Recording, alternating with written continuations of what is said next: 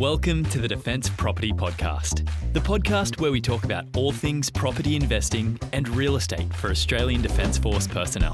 Whether you're looking to build and scale a property portfolio or relocating across Australia, we've got the insights and tips for less stress and more success.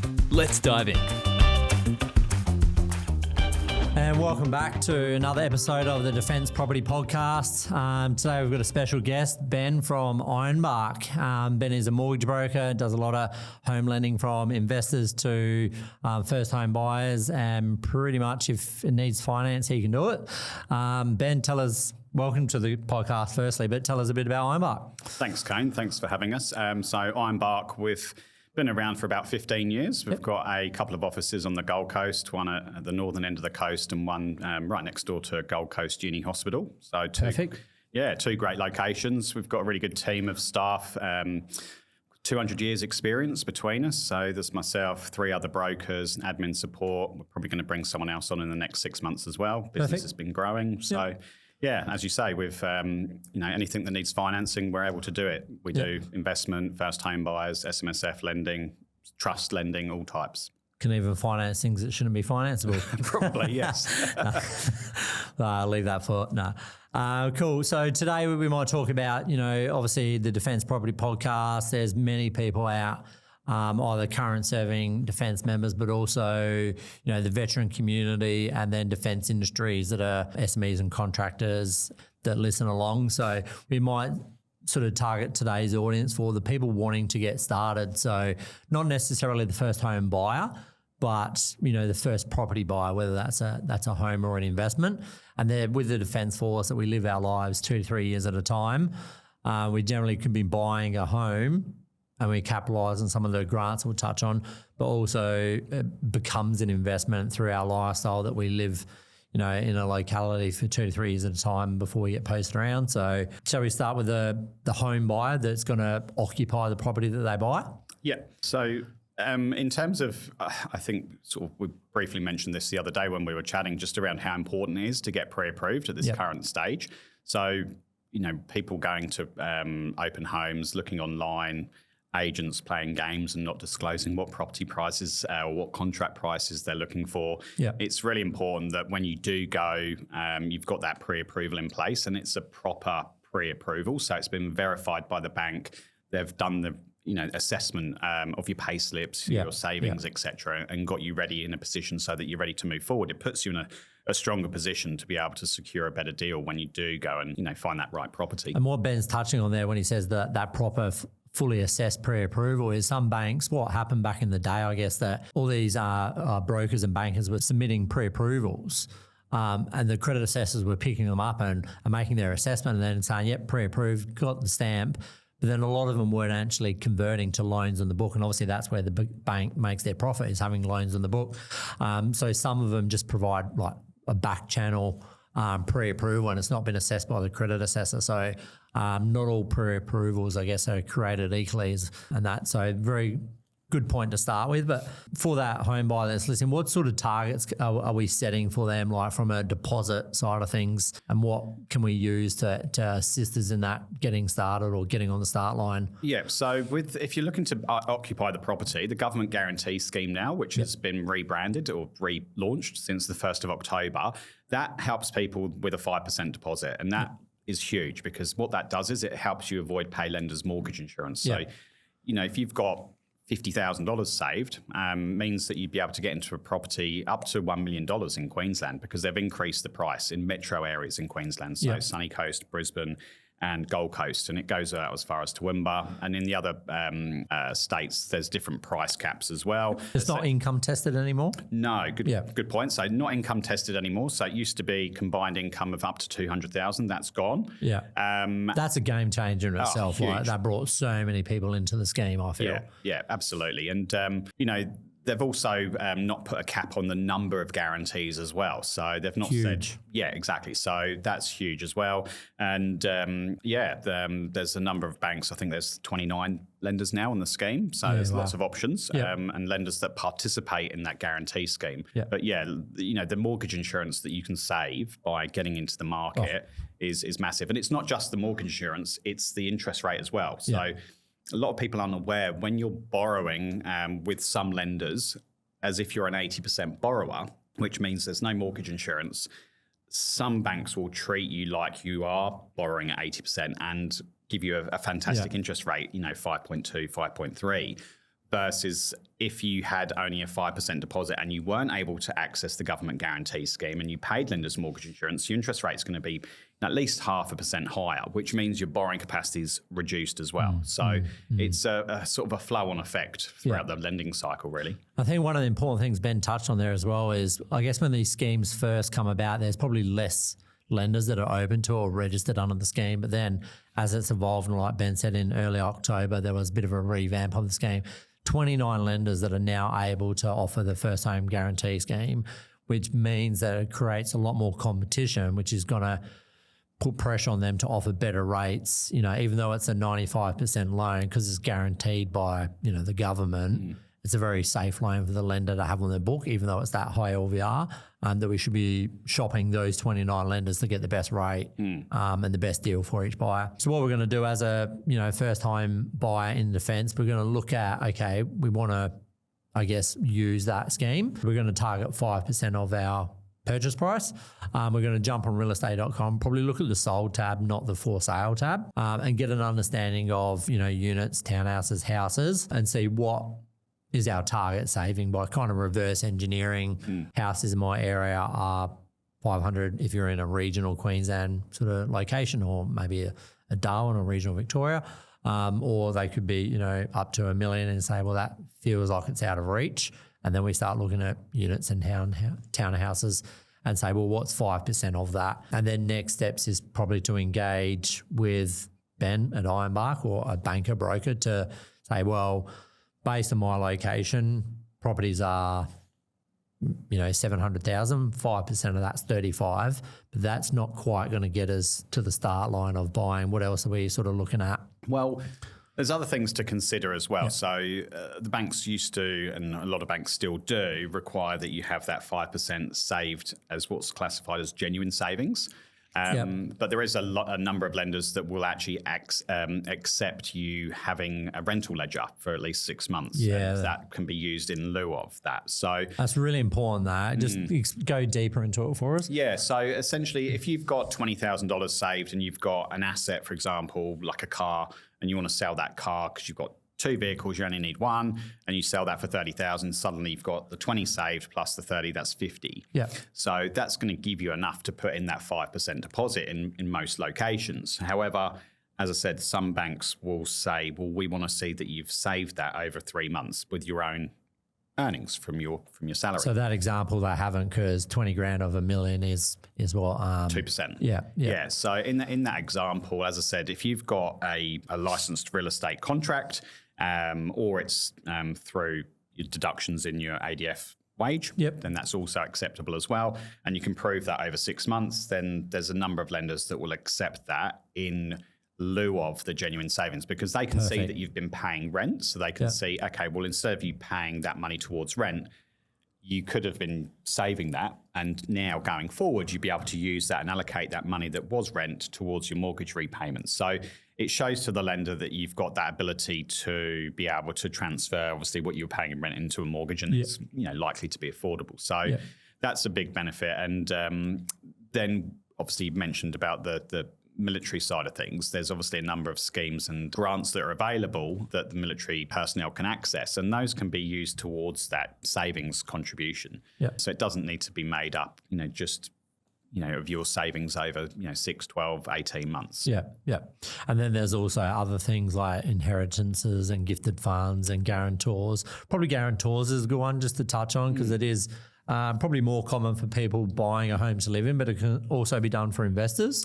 Correct, yeah. There's a number of lenders as well that are helping people get into the property market, and we'll probably cover this off in a little bit more detail as the rent investors. If you've got 10% saved and you want to avoid paying lenders mortgage insurance, and you've got a parent or a sibling that's got equity in their house that they've built up over time, and they're happy to allow you to access that equity by securing the home on their property as well.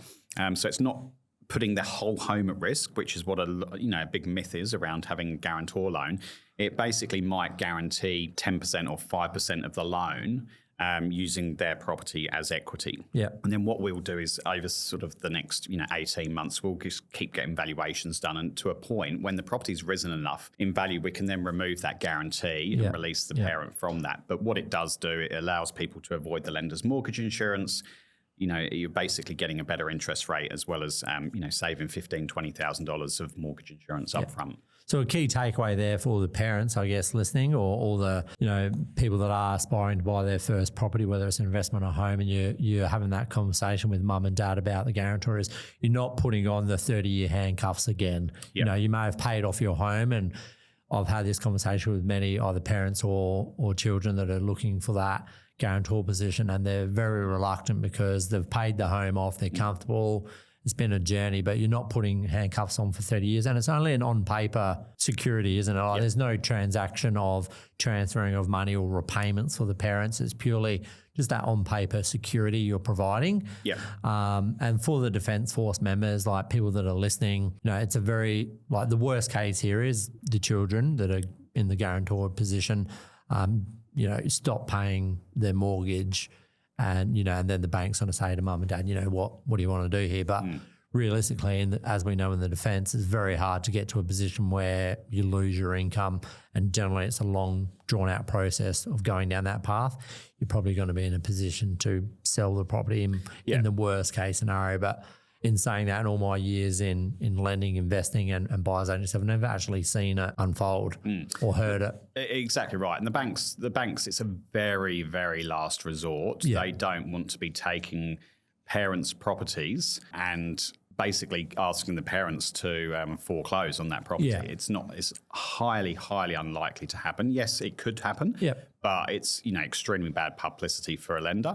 Exactly, they don't want to be on a current affair. Exactly right. So the likelihood is that work with the borrower to try and help them over a sort of 6 to 12 month period to try and get back on their feet. And if they can't, if they're really genuinely not in a position to be able to pay that loan back, like you say, they just put the property in the market on their own terms. Take it to market, sell it, and if there is a small amount of debt that's left over, then I'm sure the bank would work with them to help manage that over time. But like I said, very low risk, very low probability, and you can mitigate things along the way. But for the home buyers, I guess, listening, so we've got 5%. We've researched our local. We've spoken to the broker, got pre-approved. We're almost in a position now where we can go ahead and start searching. And we're going to use potentially, to avoid lender's mortgage insurance, first home guarantee scheme, parental guarantor, or what about family members guarantoring, other than parents? So if it's a direct family member, usually it's sibling or parent. Most lenders are okay with them. And I say most lenders, there's a few lenders that offer the guarantee. Not every lender does offer a family guarantee. But if it makes sense, so an adopted parent is acceptable, a step parent is acceptable. Your cousin Jimmy that lives down the road is probably not going to be the bit person. far down the family tree. Exactly. So it's a bit of a stretch. But we take each case at its own merits, and we've got 59 lenders that we deal with. Generally, there's an option somewhere that we can find for a client, but it's quite rare that we'd have someone in that situation anyway. So. Cool. And I guess there's probably a good opportunity to mention when we're looking at lending, we always need to make sure we fit the policy before we fit the interest range. So when we're stacking policies into one application, it becomes quite hard. So a good example of this is you've got 59 lenders on your panel, but there's only one that does the DOHAS. So if we say and come to Ben and say, I want the DOHAS loan, but it must have a parental guarantee and consider my spouse's overtime hours to make it so we're starting to stack too many little policy niches in there. So in certain circumstances, it may mean that, we can do this, but it won't involve DOHAS, for example. Or we can do a DOHAS loan, but it won't involve the guarantee scheme. So, just thought that was relevant to mention. And it's something that, as a broker, we're going to be holding people's hand throughout the lifetime of their finance journey, hopefully. So I always make it really clear to our clients, we're not just helping you before, during, and at settlement you don't hear from us again. We're checking in every 3 to 6 months with our clients A strategy that we might put in place for a client today in 6 months' time is going to change. It might change, a year after that. So, as I said about, releasing the guarantee as quickly as we can, that's something that we look at. But, I've had clients, we've helped a defence client actually, and his partner works in the health industry. She's a doctor. So we couldn't go to the defence bank to get the DOHAS loan because they needed a 5% deposit and wanted to avoid paying the lender's mortgage insurance. And at that time, the government guarantee scheme wasn't at the limit of $1 million. It was only at 700. And they had the income threshold that a doctor wouldn't. Exactly right. So we had to take it to a particular lender that would allow them to avoid paying lender's mortgage insurance, still gave them a great interest rate, but they basically missed out on the DOHAS for, the first sort of 6 to 9 months. And what we've now been in the process of doing is in the process of refinancing, the property value's gone up, they've paid some debt down, they're in a position now we can go and move to that DOHAS loan. So your first bank's not your forever bank. Correct. Generally, like your first home's not your forever family home either. Yeah. Like too many people are out there wanting to buy their family home, the first one, but many people need to go through that stepping stone process of what can you actually afford today. 5% of a little townhouse that you can get into the market today is a lot better than trying to save 5% of a $1.2 million property, especially if you buy that townhouse and the market's growing with you. So policy is important because it'll get you in the market faster. But just because you're in the market with XYZ Bank doesn't mean you're with them for the rest of your life, for that 30-year term. Cool. And I guess we'll go down because it's very common, the rent vesting strategy for defence members. Completely, I guess, different set of rules. What are we looking at to sort of get to the start line for an investor wanting to buy an investment property and stay in that rent assistance cycle? Yeah, so again, with that scenario, you're not going to be getting the government benefits because the government benefits that are in place are for people that are going to occupy the home as their principal place of residence. So in this instance, there would be stamp duty, which is applicable. There wouldn't be the government guarantee scheme. But what we're seeing is that people are wanting to get into the property market because from a tax point of view and a strategy point of view, it's very, very beneficial for them. So generally, we try and look at people having a 10% deposit because it just keeps that mortgage insurance lower. We can go up to 95%, including lenders' mortgage insurance with a number of lenders. But as I said, the premium starts jumping up a bit there. So if we can keep it under 90% in terms of the loan to value ratio, it helps with the interest rate being a bit more reasonable as well. So and then having the stamp duty as well. So you've got to have the 10% deposit plus your stamp duty. So really, if you're looking to buy something for say, 600,000 or 700,000, getting close to that 100,000 from a savings point of view would be ideal. But that's having that in cash and paying mortgage insurance. If there is a family member, as we sort of touched on, that is willing to provide that guarantee, then you actually don't need to put in any deposit. You can actually just have enough cash savings there to cover your legal costs. And what Ben's saying there is the first home guarantee scheme is being crossed out, like that's not applicable to an investment, but the family guarantor is still in play here, so there's still options. But when we're going down that, I guess the rent vesting path, especially for defence, is a very valid strategy for just the civilian community. But when you bring it into defence and they're going to pay half your rent or thereabouts, depending on rank, region and marital status, strategy is a big part here. And I guess an example I used the other day, we've got a current serving member and they say they're going to hand on heart, I'm doing 20 years service. If they stay on rent assistance for all 20 years, and it depends on, like I said, rank, region, marital status, but guys and girls in Sydney are getting, $700-800 a week in rent assistance because they're in the city there in the Navy. But then, our regional towns, they might be getting $400 or $500 a week. But if we average it at $500 a week, it's 25 grand a year over 20 years. That's 500,000. Right. That you've got, but then, and we've stayed on rent assistance for our full career in defence. We've got $500,000 worth of rent assistance. Whereas if we buy a property and use DOHAS early, we miss out on that. We don't get it back in any way. We get to the 20-year mark, we say, time to pull up stumps. I'm going to discharge and live in Brisbane. I'll get posted to Brisbane and then buy and own, occupy there, use DOHAS and everything. I've got 18 years worth of DOHAS owing to me. So we've squeezed 38 years out of some form of subsidy out of a 20-year career. The strategy is huge, I guess, when it comes to going down or choosing what path to go down. The kicker, like Ben mentioned, I guess, is you need to have a higher savings or way to get into that rent vesting strategy, because 5% is probably not going to be enough when we factor in lender's mortgage insurance and stamp duties. And then I guess the other benefit that you would know, Ben, as Ben's a property investor, we love our investors on the podcast. And I'll use a personal experience when 22-year-old Kane purchased his first property. It didn't grow in value for about 15 years. And if we look at maybe the Perth market as well, from around 2007-8 to 2022, there was almost no growth for 13, 14 years. But I've also owned property that's doubled in 4 years. So if we're living in or posted to Darwin and we choose the rent vesting strategy, all of a sudden we've opened up all of Australia as our backyard. So some very, very good advantages to the rent vesting strategy. Yeah. So, and then for probably the civilians, there's also the nest vesting, which is probably our younger sort of listeners that are essentially living at home. How much are you seeing people living at home and choosing to buy a property and stay with mum and dad? Yeah, we're seeing it more and more, and it's a really great opportunity for people to get into a market, build some wealth through property.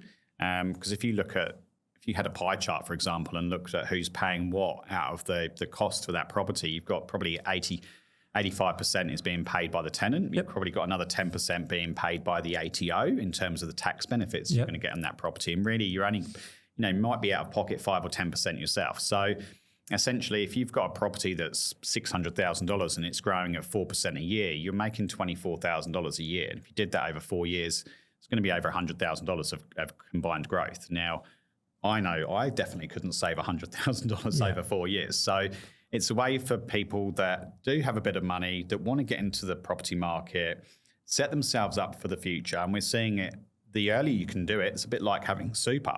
The earlier you can put more in, the better it becomes for you over the long term.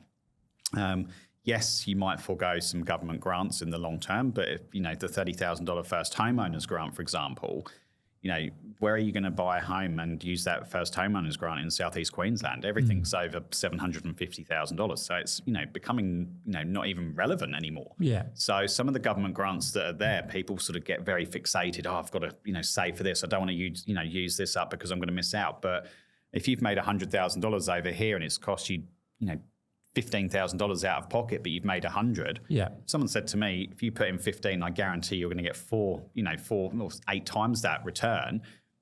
People are going to snap your hands off. So as I said, I think a lot of people are doing it. It's becoming more and more popular. We've helped a number of clients actually between us that have done this recently. And those people, I can see they are setting themselves up for the future. And I think I mentioned to you, when I was a backpacker, 23, 24, actually over in Perth, I looked at property prices, and I think I could have bought a house in Perth in 2004 for $90,000. Yeah, yeah. And, I sort of kick myself now because I wish I'd done it earlier. So it's about the earlier you can get in, I think the longer term, you're going to make that huge growth and set yourself up for the future. Yeah, definitely. Yeah, I feel like all the parents that might be listening, I was sitting here saying stay at home as long as you can, live with mum and dad, are probably sitting there cringing and stuff, but, whatever it takes to get that property portfolio going and firing, I guess. So we've got 2, fairly defined pathways, with pros and cons to each one. But I guess what about just like getting ready to apply for that pre-approval when we might say, okay, we've got our deposit sort of number, whether that's 100 or 35 or 50 or whatnot. But what about just getting ready to apply with things like budgeting and bank statements? And what are the banks looking at? And what are some red flags that we could potentially sort of... Yeah, so there's a number of things that we can talk to. So people applying for Zip Pay, Afterpay, PayPal and that's the big bugbear of mine at the moment, because we've seen a number of clients that miss a payment, don't realise, and then suddenly they get a default on their credit file. Yeah. And they're just, these credit companies are so harsh and so quick to jump on you and put that default on there. I just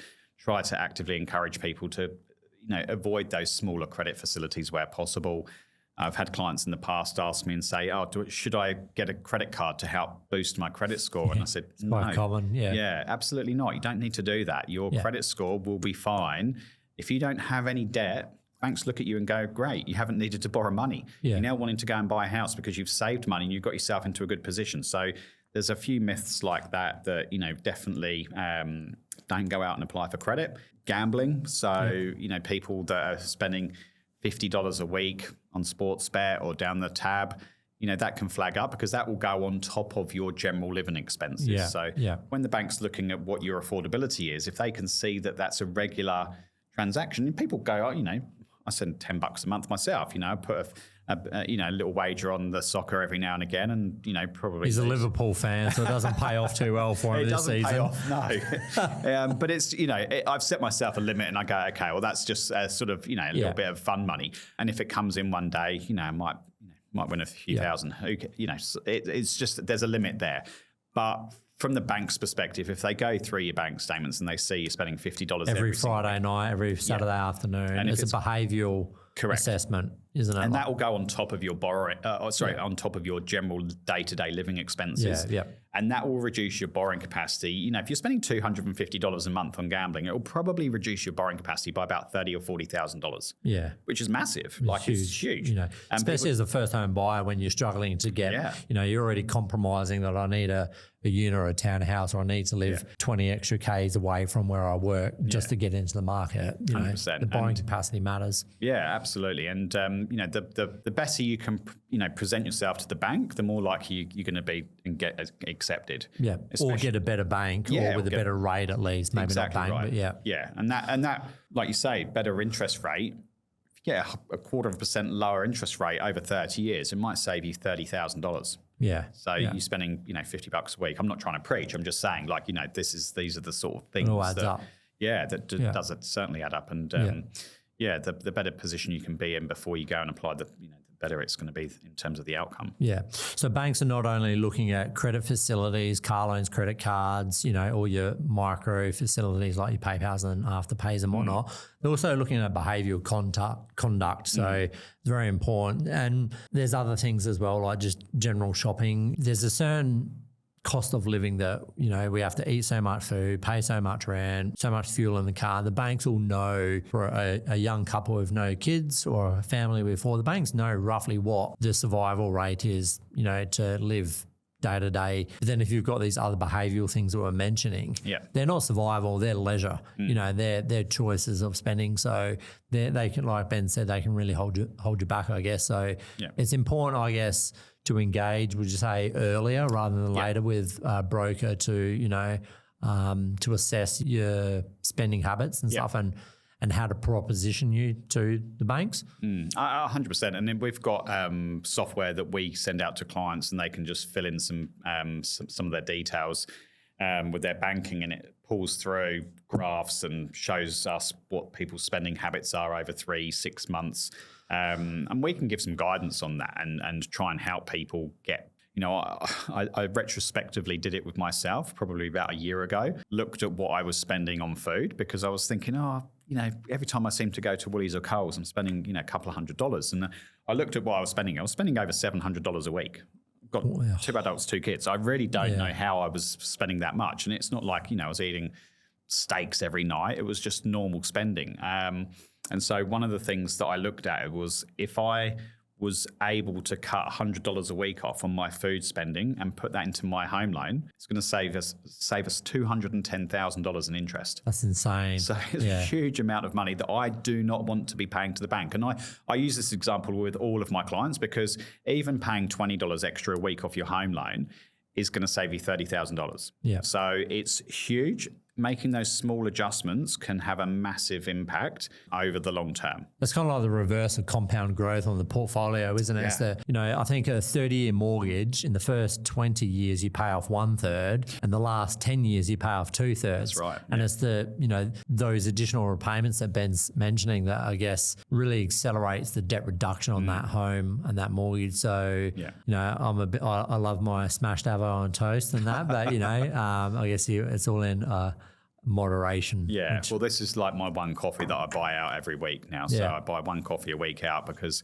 when I went through Zaraffa's and it was $7.50, I said, I've only bought one coffee. And they said, no, that is for one. And I said, oh, okay, I thought you were charging me for 2. And they said, no, that's 1. And I said, all right, okay.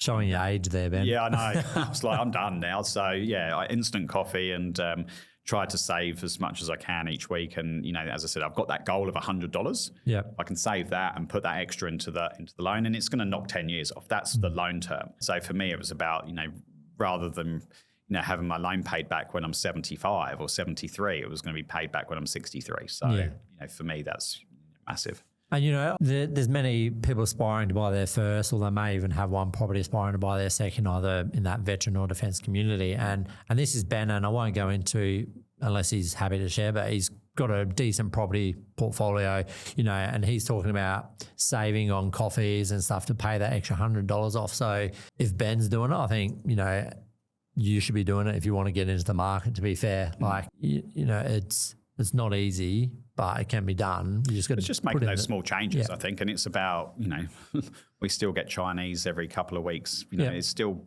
enjoying life, right? Yeah. It's just about making those small changes. And the food one was a crazy one for me because I was every time I go in Woolies or Coles and I'm thinking, okay, kids want to get pancakes, on the Saturday morning for breakfast, and I'm like, okay, the pancake mix is like $4.50. Yeah, I can buy a packet of flour for $1.60. Yeah. 8 eggs or 10 eggs or whatever it is. And, the cost is just, 1/3 of that. So just those small changes, it's not like I'm missing out on anything. The kids aren't missing out on anything. Yeah. It's just making some small tweaks. And that compound effect over time makes a massive difference. So when someone's saving to buy, whether it's an investment or home, and they're getting close, or they feel like they're getting close, they might have 20, 30, 40,000 in the bank. At what point should they engage with you? Like 3 months in advance, 6 months in advance of when they think they're ready? Well, I think the sooner the better. Yep. Because if there's things that we can try and help clean up and guide people on. And we sometimes it's about getting that balance right as well, because we might have a client that's got a car loan and it's costing them $400 a month, and they've got $80,000 in savings, and they say, we've got $15,000 left on the car loan. Should I pay it out? And it's about, don't go and make those decisions until we've assessed everything for you and worked out what is it you're wanting to do. Can we get you there? And what way does it, have to work to get to that point? So I think, the earlier in the process, the better. We've, as I said, you've got heaps of experience in the office.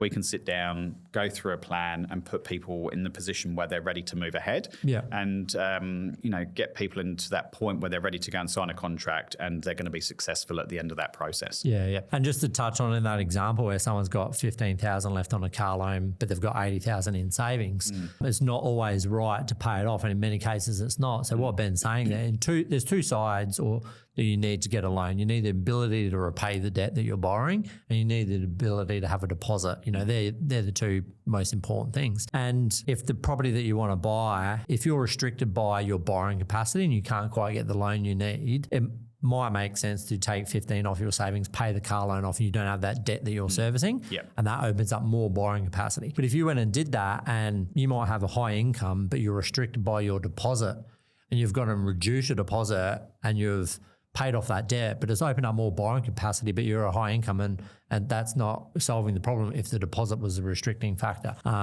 So I would definitely advocate for engaging that broker to assess and guide your next steps. And it can be a matter of months before you get into the market, or if you make the wrong move, it can set you back a year or longer. Yeah, and the cost of doing the wrong move, as you said, it might mean that your loan to value goes from, say, sub 90%, and you might be paying $7,000 or $8,000, for example, of mortgage insurance, and that reduction in deposit has now put you into the next bracket of mortgage insurance above 90%, and your mortgage insurance might jump up by $6,000 or $7,000. Plus, your interest rate on the home loan's gone up another 0.5%. So this car loan, for example, that you've paid off, you might be saving $400 a month, but all of a sudden it's cost you $100,000 in extra interest and costs over, the 30-year loan term. It's really critical to get that right, the right information, the right strategy.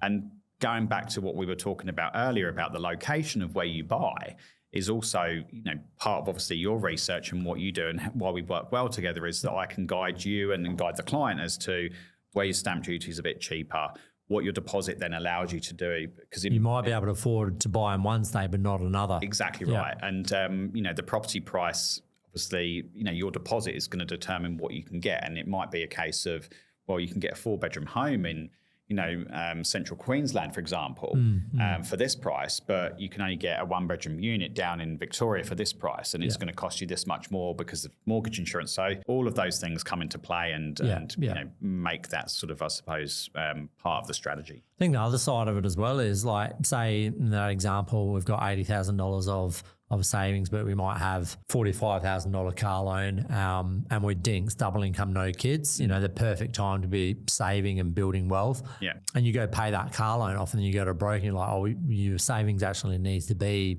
circa $80,000 to buy in your local area for what you're looking for. Yeah.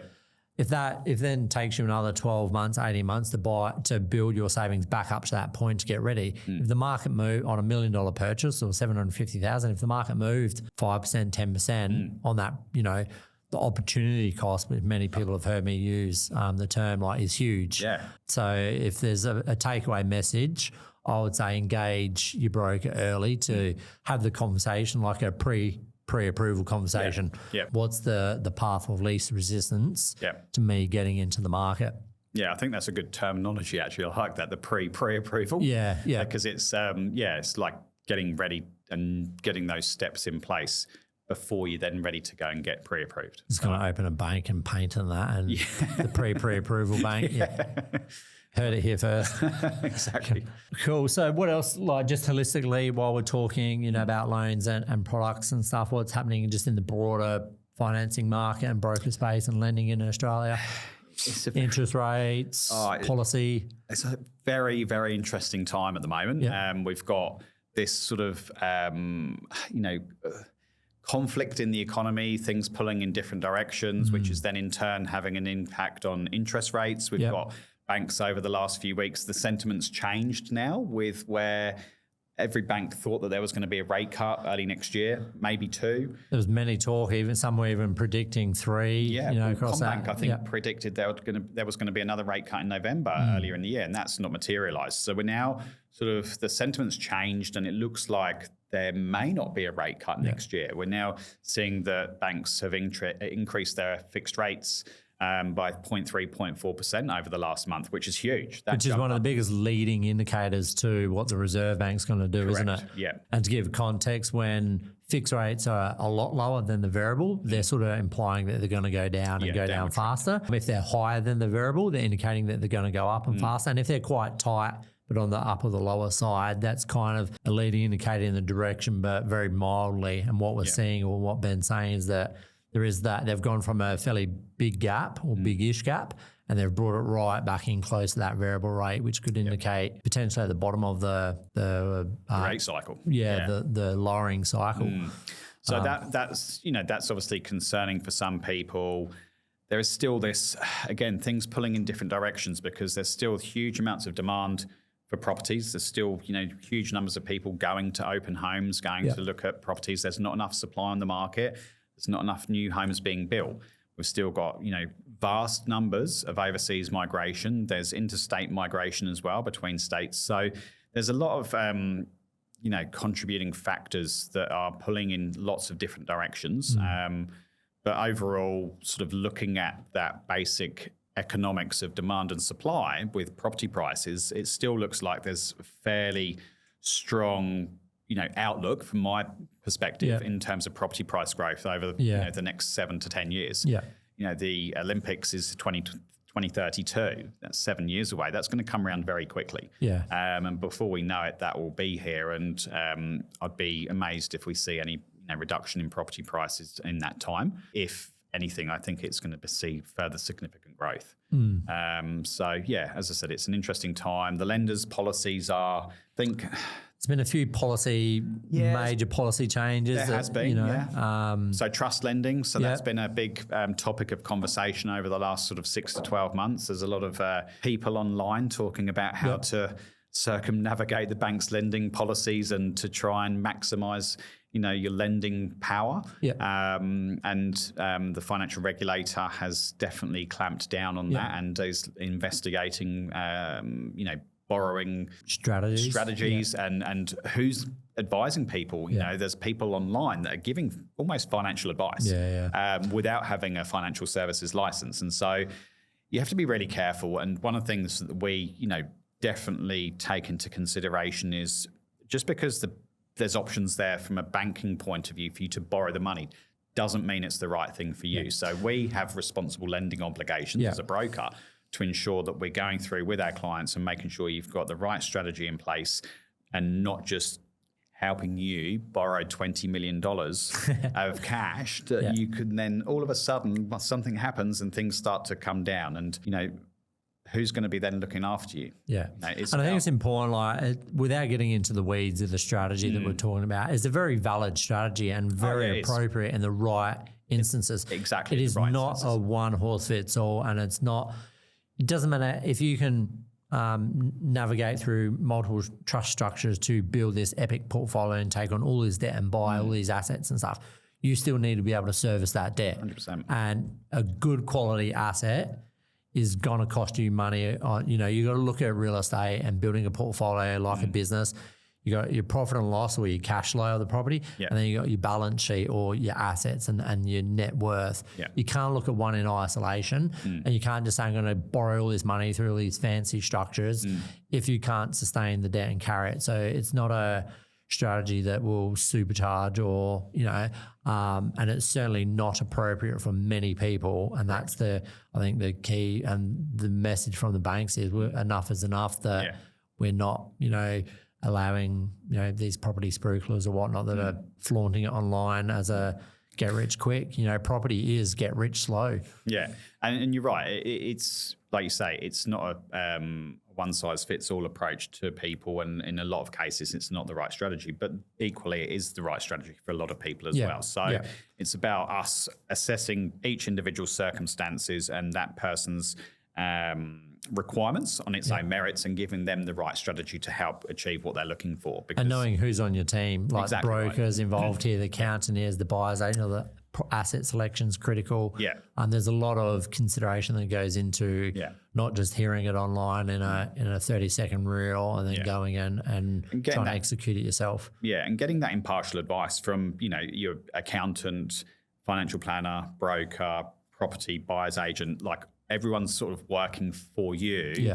If they're part of a separate group and everyone's coming at things from a slightly different angle. And that's why I like working with different partners, because we all look at things slightly differently. And I always say to clients, look, I can wrap the lending up however it's going to best fit your circumstances, but it's got to be guided by your accountant and financial planner in conjunction with obviously me getting the lending right and you finding the right property, because it all comes together.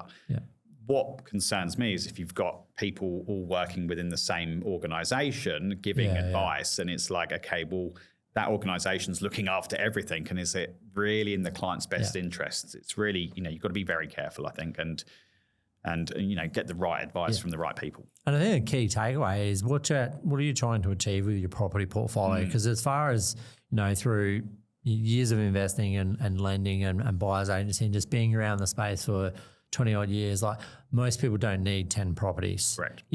And you don't need to go through these flamboyant structures if buying your own home, 1, 2, maybe 3 investments is going to get you to your retirement goals or property goals. You don't need, because there are many downsides too, that like there's no tax benefits because it's in a different entity, so you can't claim your personal income.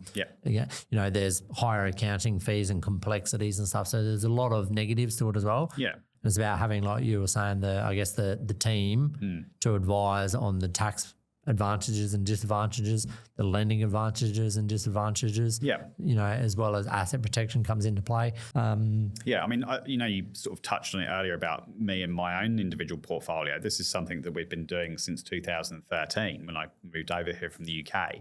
But we've got a financial planner that I asked to put a strategy in place for me so that I could see that it was the right thing and how I structure it in the right way. So we've got a mix of property inside SMSF. We've got 3 properties inside that, and then we've got properties in our personal name as well. So it's getting that right advice and structuring things in the right way is key. And that was a few weeks ago that a few of the major lenders pulled out of trust lending and stuff, and And it's still there as an option. It's just a fair bit of spotlights on it, and that spotlight's not going away. But more recently, we had some APRA changes to the DTI. Now, DTI is always, or debt to income ratio, it's always been there. It's not something new.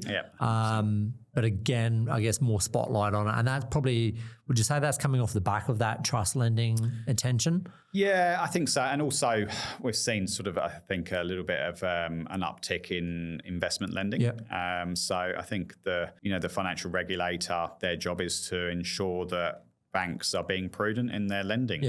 So as you said, that 6 times debt to income ratio has been around for a very long time. Some banks apply it more stringently than others, and it depends on the bank's loan book size and what they've got in terms of higher risk lending on their book and what they've got in terms of the lower risk side of things and what that appetite looks like going forward. So that, we often see things change from month to month. So it's, again, 59 lenders that we deal with. There's always different options. We just research all of the different lenders, looking at interest rate policy and all of the other underlying policies that are there to try and find the right outcome for the client. And that includes the trust lending as well. There's multiple lenders that are still doing the trust lending, and not just policy but time frame wise, because if you're borrowing in a trust and it's a corporate trustee, so a business or a company that's the trustee of that, or it's a company borrower, a lot of lenders do it through their business banking team, and it can take 2 or 3, sometimes 4 weeks to get an approval through a commercial banker than it can through sort of the residential channels. So again, but we still have lenders that we can get it done in 3 days. So it just, again, depends on what's the priority. You're going to miss out on a fantastic opportunity by waiting 4 weeks, or do we get you approved with a lender, might pay slightly higher interest rate for 6 months, but then over that 6 months, we've got the time to go and restructure things, move it to a different lender, giving you a better outcome. So, and you might have seen that growth, $30,000, $40,000 over that time frame because you've found a great opportunity. Yeah. And the debt to income policy changes that have been more recent, like APRA, actually regulate, correct me if I'm wrong here, but regulate the banks, and the banks are essentially, not all loan providers are banks. Some are. A bank, I guess, is defined by a deposit-taking institution. Exactly. So there's many lenders out there that actually don't take deposits, and you don't have bank accounts, but they're still a lender against the asset of residential real estate or commercial, which fall outside of that APRA, which, as Ben said, like 59 lenders, there's many on there that are non-deposit-taking institutions. So again, not to harp on, but it's important to have these conversations with a broker, not a banker, I guess.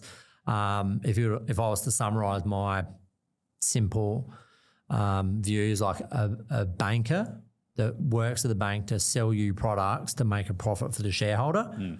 A broker is bound by Best Interest Duty Act, where they must act in your best interest and advise on 59 lenders or however many is on their panel, which one is best for your unique situation. And that's not price, that's, as people have heard over the last hour, policy, everything, And we'll explain that in our credit proposal summary that we send out to a client before we go to a lender.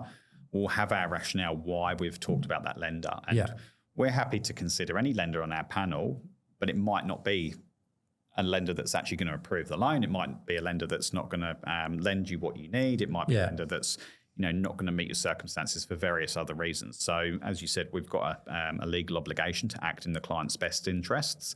And as I said, when we present that document to the client, we will go through some of the other lenders that have been considered and why this lender has been selected as the right option.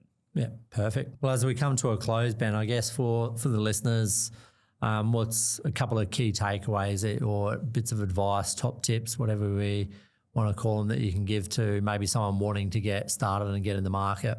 I think just reach out. Like we've got, as I said, there's myself and 3 other extremely qualified and experienced brokers in the office. And we've got Carly based in Perth, obviously on the East Coast, as well as Amanda and Marie. And we've got the ability, I do weekend appointments, I do Zoom appointments in the evening. I've got 2 kids, so I do school pick up and drop off. So we've got that ability to service people from sort of, 7 o'clock in the morning till 9 o'clock at night. But having that initial chat, I think, is key, so that we can understand what it is you're looking to do, have a conversation to see where you're at now and what we can do to help you get to where you want to be, and just guide you down that pathway. And, it doesn't need to be complicated. We can obviously be there to support things and help give you, our, I suppose, advice and knowledge to get you where you want to be. Having a plan to get to that start line to be able to do it, because absolutely, if you don't have a plan, they say any road will take you there. So. And especially being in the military, having that organisational sort of mindset. And I think, we didn't really sort of touch on this, but I've helped probably 40 or 50 military personnel with their finance over the past couple of years. So it's something that we're well versed in. Yeah. And I really enjoy working with military clients because they are organised, they're structured, and, we can, I think complement what they've already put in place to help get to where they want to be. And yes, definitely something that we enjoy. And touching on the military side with the pre-approval conversation we were talking about, like most do have to have that 12-month foresight to their property plan, whether it's an investment or a home, because they obviously live their lives 2 to 3 years at a time according to their current posting order.